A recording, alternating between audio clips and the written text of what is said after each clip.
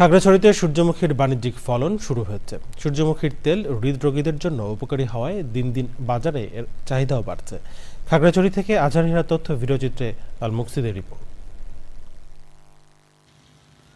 পাহাড়ের মাটি ও জলবায়ু সূর্যমুখী চাষের উপযোগী।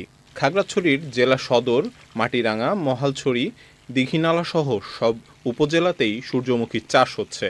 একসময় সৌন্দর্য বর্ধনের জন্য বাড়ির আঙিনায় সামান্য পরিমাণে চারা লাগালেও বর্তমানে জেলার কৃষক প্রায় প্রত্যেক উপজেলায় বাণিজ্যিকভাবে সূর্যমুখীর চাষ করছেন।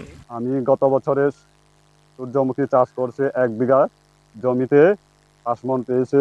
এবারও আশা করি তার চাইতে বেশি হতে পারে। সার, কীটনাশক সবকিছু সাহায্য সহযোগিতা পেয়েছি কৃষি সম্প্রসারণ থেকে। তেল আশা করি পাবো 80-90 লিটারের মতন। এখানকার মাটি ও আবহাওয়া অনুকূল হওয়ায় এবছর হেক্টর প্রতি ফলন ভালো হতে পারে বলছে কৃষি বিভাগ।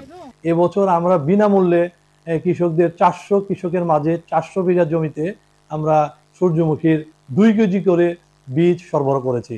আশা করি আগামীতে যদি আমরা এই সহযোগিতা হাত বাড়াতে পারি বা প্রসারিত করতে পারি, তাহলে সূর্যমুখীর আবাদ আরো বাড়বে। বাজারে প্রতি কেজি সূর্যমুখীর তেল 500 টাকায় বিক্রি করছেন চাষিরা। আল মুকসিদ, চ্যানেল আই। বান্ডেল থাকলে প্রতি সেনমানিতে টাকা বাঁচবে। বিকাশ সেনমানি বান্ডেল কিনে জিতুন প্রতি লেনদেনে।